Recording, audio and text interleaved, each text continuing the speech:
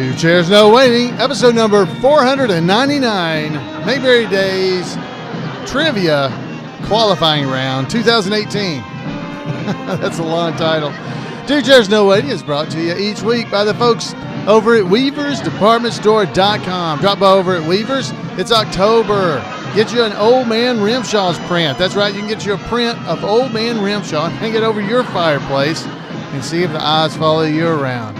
If you don't want to do that, maybe you want to get a Colonel Harvey's Indian Elixir because it's good for what ails you. You can get you a t-shirt. Head over to weaversdepartmentstore.com and check it out. Two Chairs No Waiting is also brought to you by donations from listeners just like you. The executive producer of tonight's episode is Kenneth Junkin. Hello, everybody. I'm Alan Newsom, your host for Two Chairs No Waiting. And I'll tell you, we're going to be having some fun tonight. We're going to be doing some trivia from Mayberry Days. That's right. We're doing Mayberry Days Trivia qualifying round 2018. Oh, my goodness. That's a long title, but that's what we're doing. So have you ever been to Mayberry Days? We have a trivia contest on Fridays at Mayberry Days. And it begins, the way we've been doing it the last 3 years, with a qualifying round. You see, the finals of Mayberry Days Trivia actually include all the past winners of the Mayberry Days Trivia contest, plus people who qualified during this qualifying round, up to 10 people. Okay, so we have 10 people. This year we had 5 previous champions that wanted to play. We had one that didn't, so she didn't play. She was one of our judges, Michelle. Thank you. And we had 5 past champions, along with the youth trivia winner. And then we had 4 people that qualified during the Mayberry Days Trivia qualifying round. Okay, so that's kind of hard to say, but that's what we had. And with those 4 people, I think the lowest number, which was a tie for two people, I believe, that had tied for, I want to say 7. I believe it was 7. It might have been 8, but I think it was 7 was the number. So there are 17 questions we're about to have. And if you can get at least 7, feel pretty good about yourself, really good about yourself, actually, because the people who qualified, of the 4 people that were able to qualify, 2 of them that tied for third only had 7 or 8. I can't remember. I don't remember at this point. All right, so let's go on and play this. And sticking around after it's over, we're going to have This Week in Mayberry History with Randy Turner. So we got a jammed, packed episode tonight. So let's get a little background music, a little trivia music. There we go. All right, folks, we're heading now to check out the Mayberry Days Trivia qualifying round 2018. Brought to you by weaversdepartmentstore.com. So here we go. Everybody got out their pencils and a piece of paper. Question 1. What is the room number of the Miracle Salve Company, which is located in an office building in Mount Pilot? What is the room number of the Miracle Salve Company that's located in an office building in Mount Pilot? All right, a hard question to start us off, but I hope you got a chance to get it. If you didn't, pause. You can pause the show. If you're not watching it live, you can pause it. And the answer is, what was the room number of the Miracle Salve Company is located in the office building in Mount Pilot? It's room 106. That's from episode number 122. Thank you. They're clapping for us. Isn't that nice? All right, so there's one. How'd you do? You guys keep up with your score. There's 17 of these. Number 2. How many jars of Miracle Salve does Andy tell Opie he has bought? Okay. How many jars of Miracle Salve does Andy tell Opie he has bought? So how many has he bought? How many Miracle Salve jars did Andy buy? At least that's what he told Opie. All right. Pause if you don't want to know the answer. The answer is 3. I see somebody got it right in our chat room. Did you get it right? I didn't. I don't think I'd have got that. But the answer is 3, and that's from episode number 122. Okay. Question 3. Aunt B invites her good friend's daughter, Gloria, to spend a few days with the Taylors. Gloria has recently had a lover's quarrel with her fiance. Name Gloria's hometown. Oh, threw that little wrinkle in there. So, Aunt B invited her good friend's daughter, Gloria, to spend a few days with the Taylors there in Mayberry. Gloria has recently had a lover's quarrel with her fiance. Name Gloria's hometown. Oh. What was Gloria's hometown? Pause if you don't want to know, but the answer is Siler City. Siler City. I think some folks maybe, I don't know if anybody got that in our chat room. Looks like one did. One did. All right. Question 4. By the way, that was on episode number 151. All right. So question 4. What is the fine for a U-turn in Mayberry? What's the fine for a U-turn in Mayberry? Okay, what do you have to pay? What's the fine for a U-turn in Mayberry? This is question 4. The answer is, get your answers in if you want to get them, and pause if you don't want to wait. What's the fine for a U-turn in Mayberry? The answer is $5. $5. Folks in the chat room are getting these pretty well. Good job. That's episode number 106, by the way. 106. Number 5. We're moving through them pretty good here.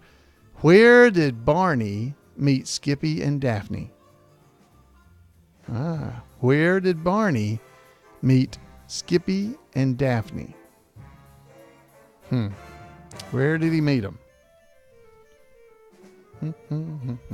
Where did Barney meet Skippy and Daphne? The answer is, and I see them in the chat room, the Tip Top Cafe in Mount Pilot.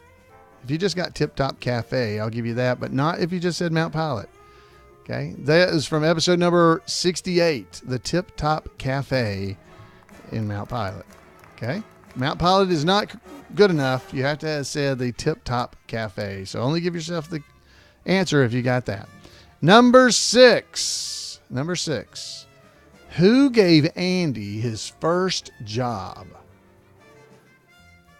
Who gave Andy his first job? Oh.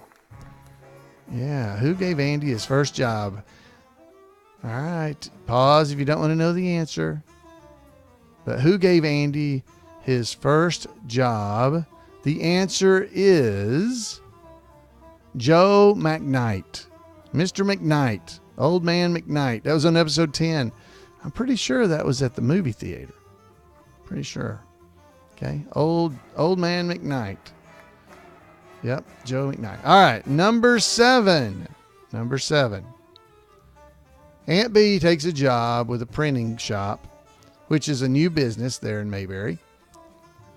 What were Aunt B's weekday working hours? Okay, so Aunt B took a job at the printing shop, at the print shop. Remember that? There's a color episode.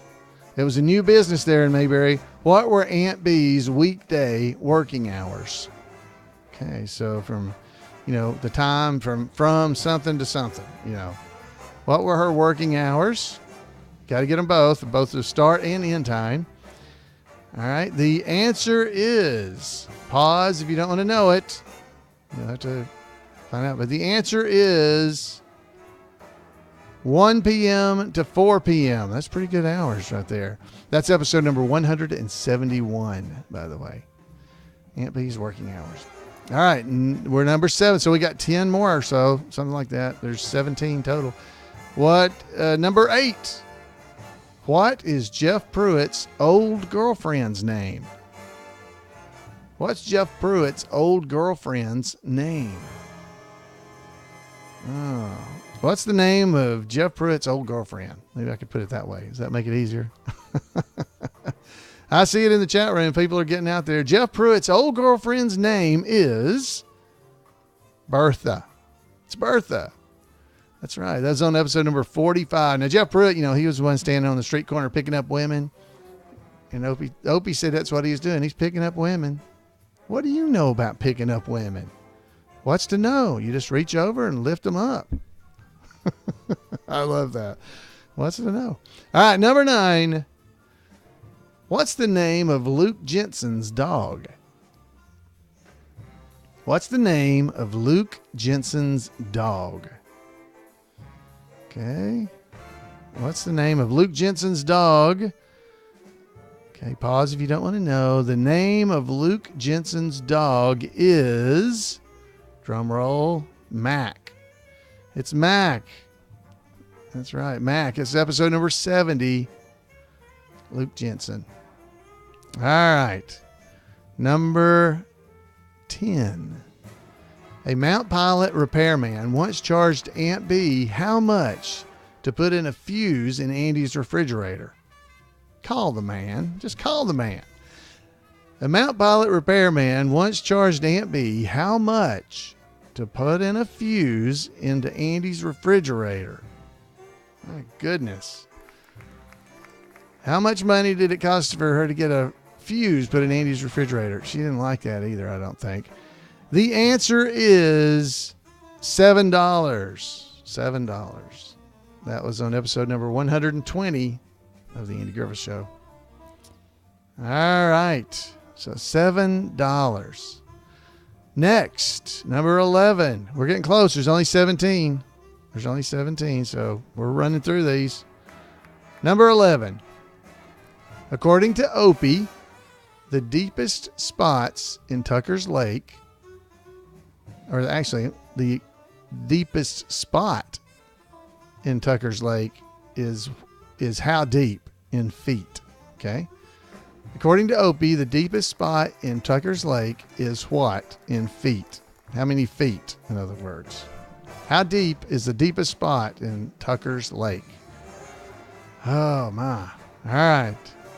The answer is 10 feet. Leonard Blush and Miss Ellie, they're getting all these right. They must have wrote them down at Mayberry Days. They're getting them all. 10 feet is right. It was on episode number 189. Number 12. Who did Helen Crump replace as Opie's teacher? Who did Helen Crump replace as Opie's teacher? That's a hard one. Who did Helen Crump replace as Opie's teacher? The answer is Miss Warner. That was on episode number 86. Her name was Miss Warner. Okay, there you go. Miss Warner. All right, number 13. If you'd like to do the incant before we do this one, you can reach over, grab Winkum, Linkum, Noners. This episode is number 13. If you don't want to answer this one, I completely understand. But here we go. 13. Who does Andy say always wins the sack race at the church picnic? Who does Andy say always wins the sack race at the church picnic? Who does Andy say always wins the sack race at the church picnic? The answer is Jim Summers. Jim Summers. That's on episode number 7 of the Andy Griffith Show. Jim Summers. He always wins the sack race at church picnic. There we go. Jamie Summers was the Bionic Woman on that old TV show. Maybe he's related. Bionic legs or something. All right, number 14. How many years did shy Mayberrian Henry Gilley date Tyla Lee Vernon before he finally got the nerve to propose? How many years did shy Mayberrian Henry Gilley date Tyla Lee Vernon before he finally got up the nerve to propose to her? How many years was it before he finally proposed? Henry Gilley finally proposed to Tyla Lee Vernon after how many years? Oh, this is a hard one. The answer is 16 years. 16 years is the answer. Good job. Some of you got that's on episode number 114. Folks in the chat room are saying these are hard. These are hard. Believe it or not, these are not as hard as they used to be. But they are hard. They are. And I believe the person who got the most right during the qualifying round, I believe they got 13, I think, is the right one. All right, so number 15. Number 15. How old was Aunt B when her family moved to Peoria?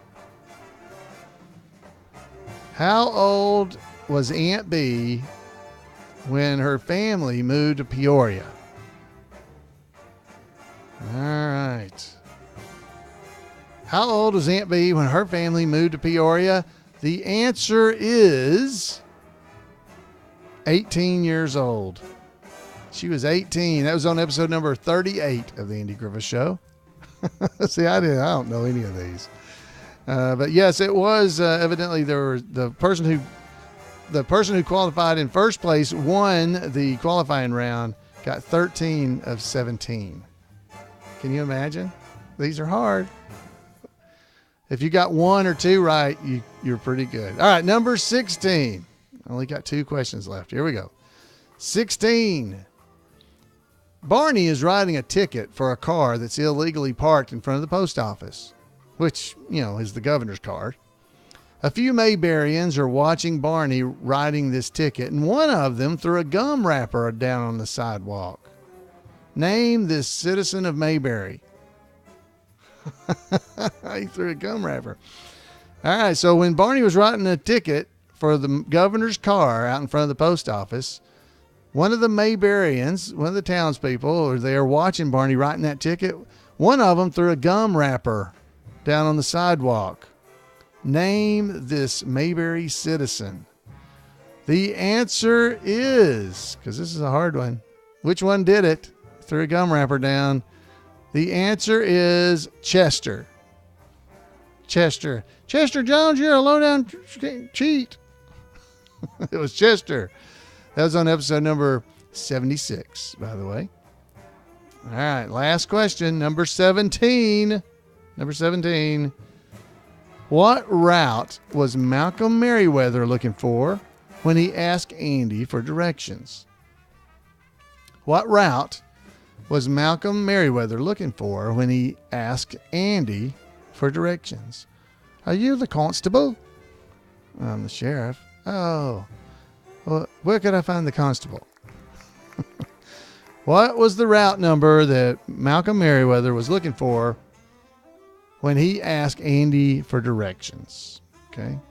The answer is, and I see it in the chat room, somebody got it. The answer is Route 43. 43 is the answer. That was on episode number 89. 89.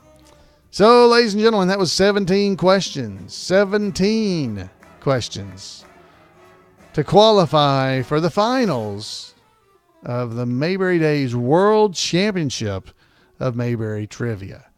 So there you go. So how did you do? How did you do? Did you get it right? So the winner of the qualifying round got 13 answers correct. I don't remember what second place was, but the tie for third place, I believe, was only 7 or 8. I can't remember. Because we had 4 qualifiers that came out of this round to get to participate in the championship rounds of the Mayberry Days Trivia Contest. Wow. They're thinking that the second place person was 9, and third, there was a tie with 2 people for 7. So there you go. Wow. So how did you do? How did you guys do in the chat room? The folks in the chat room, some of them got 3 3 or 4. Some of them that were actually at Mayberry Days did a little better because they've heard these recently. But good job for everybody. Honestly, I helped ask these questions at Mayberry Days, and I still wouldn't have got more than 2 or 3. Right. It really is a good, you're doing well if you can get a couple of these right. 1 or 2 or 3 is a really good score. So give yourself a pat on the back if you got a few of these correct. If you even got one, be glad, because you would have gotten a sticker on your fan. So good job.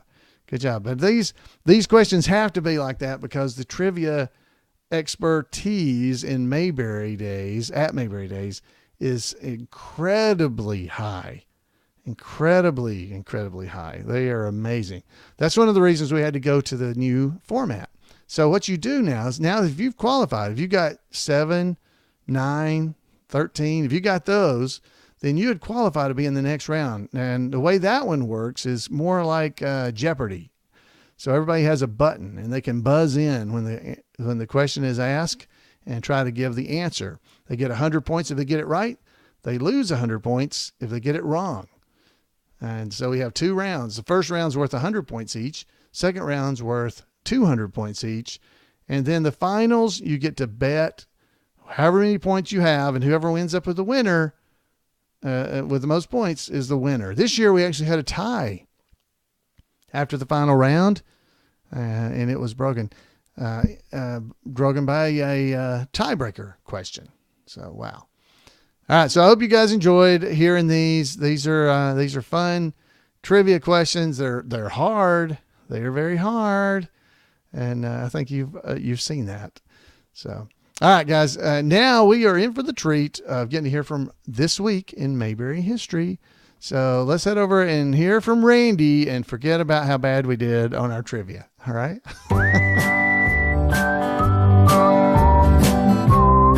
Welcome to This Week in Mayberry History, a report by special correspondent Randy Turner of the Gomer and Cooper Pyle Comic Book Literary Guild of the Mayberry Historical Society.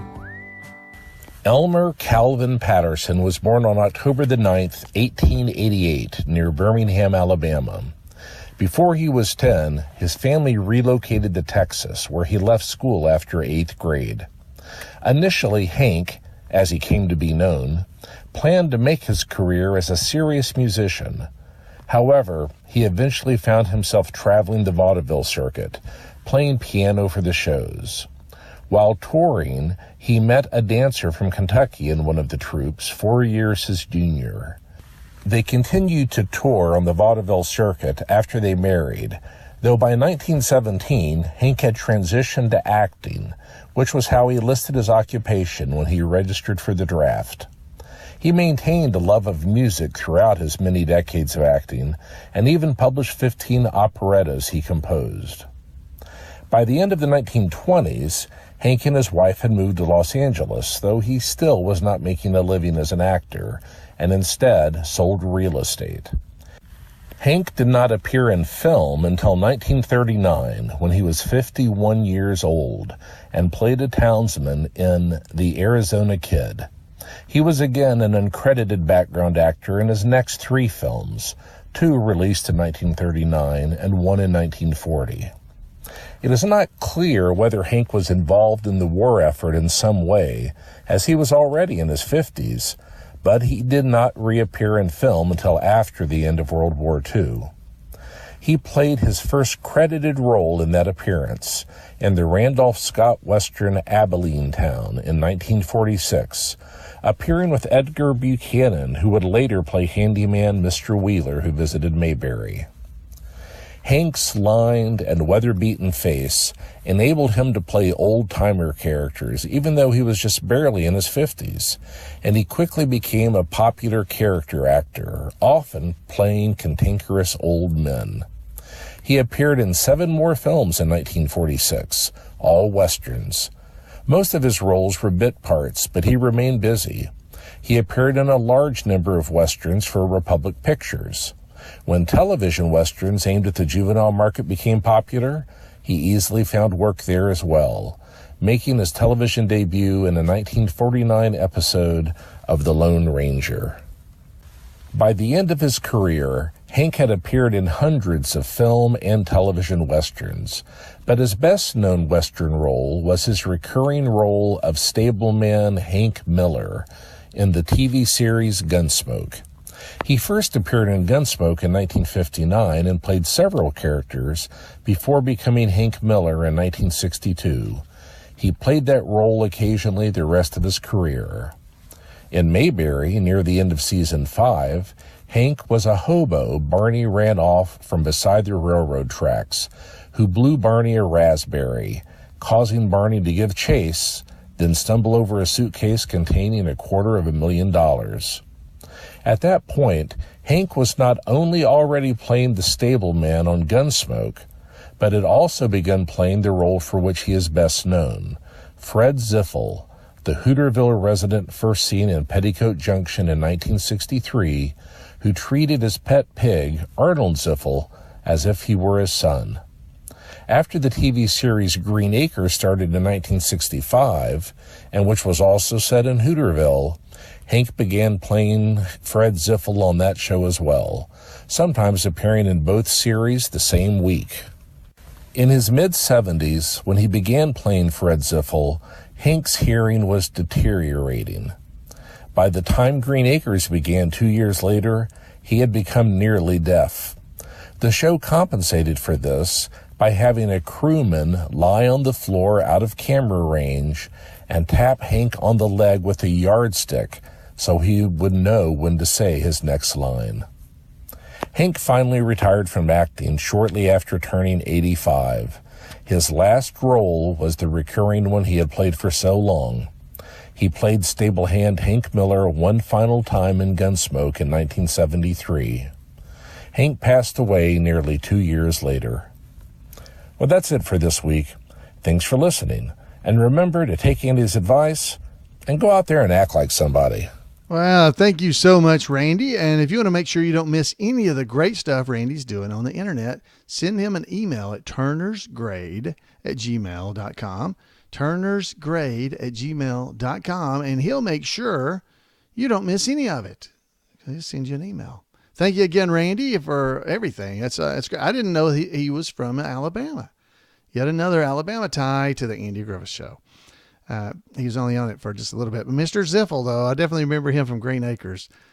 Great time. So thank you, Randy. Thank all of you for joining us here on the show. This past weekend, we were in Marion, Virginia, and it was a great weekend there. We were there at Song of the Mountains, and they had a little show going as we went, and it was a lot of fun. There's stuff going on downtown, and we were at the Lincoln Theater for the Song of the Mountains taping. Had Rodney Dillard and Maggie Peterson were there, joined us. We joined them in performing there. And while I was in town, I found a barbershop that was there in Marion, just for men. It was just for men barbershop.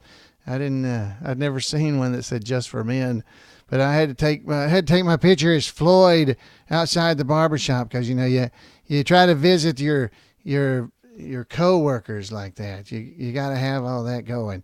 So, had a great time in Marion. It's a great looking town, very nice place. The folks there were so friendly. The theater is absolutely beautiful. It's really amazing to see the theater and the VW boys perform, which you guys hear them so often here on the podcast.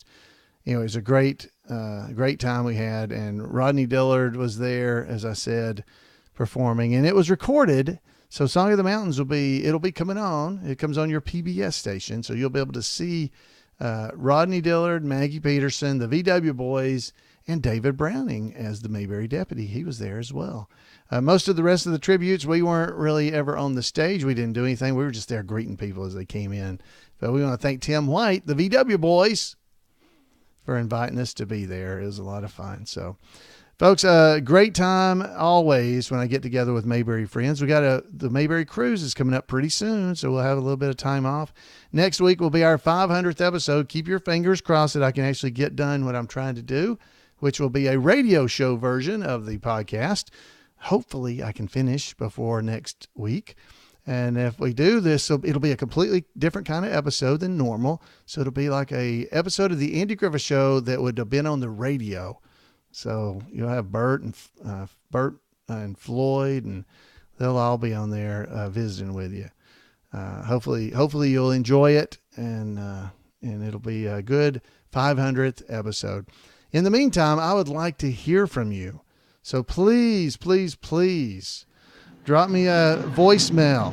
Let me hear from you that went to Mayberry Days. I want to hear from you. I got at least one. I'd like to hear more. And I'd like to hear your report about Mayberry Days and what it's like. So we'd love to hear from you. So drop by the podcast website and you can click on the link there, or you can call me at 888-684-8415 and let me hear from you so that we can share it with everybody else. So thank you again for being here, and we will see you guys next time right here on Two Chairs, No Waiting. Have a great Mayberry week, and get out there and tell people about the show. See you guys.